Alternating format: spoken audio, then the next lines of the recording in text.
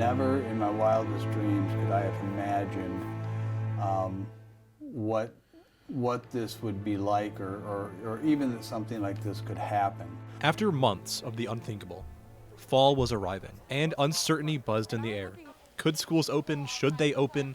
And would it be safe? The state of Michigan created a return-to-school roadmap in June for districts to adhere to in order to reopen. What I didn't want to happen was rush to open school and have it go south.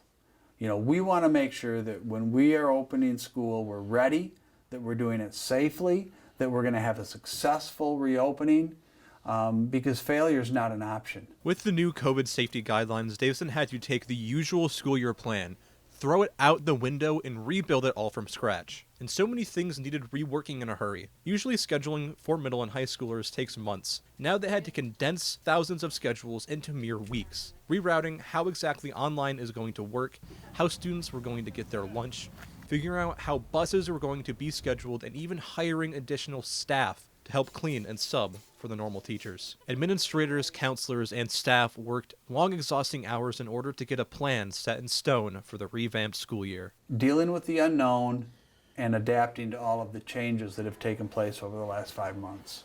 No, it's not over, and who knows when it will be over. One after the other problems arose. Hundreds of emails flooded inboxes, and opinions and complaints came from others in the community. It was impossible to make everyone happy. People are all over the board. I mean, it's everybody has their own perception, their own perspective, and their own opinion.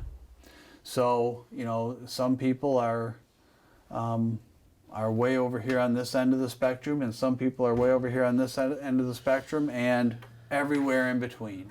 So, to get it right, Davison pushed back the normal start date from August 17th to September 8th. From the beginning, it was clear that Superintendent Kevin Brown's mission was to get the students back to face-to-face. But the challenge was to maximize learning and also minimize the risk. I've been a strong and rather outspoken advocate for getting kids back in school.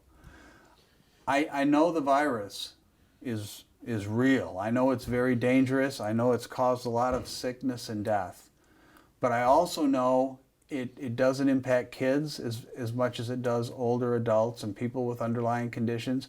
And I'm also very aware of the other negative influences and impacts of not having school. With this in mind, the Davison administration was ready to start up schools with their own plan, starting with the district giving parents and guardians a choice to send their kids in person or online. The new online hours made it so that schools could eliminate the lunch period completely, and so there was a shorter time of exposure for everyone. There's no way we could open the 4 lines right now and socially distance, so we can't set up the tables down here because there's no way to social distance you.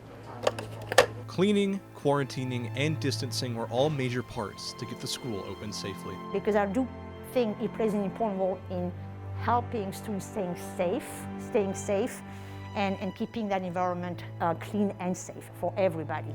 And now it was time to see if all the new plans would actually work.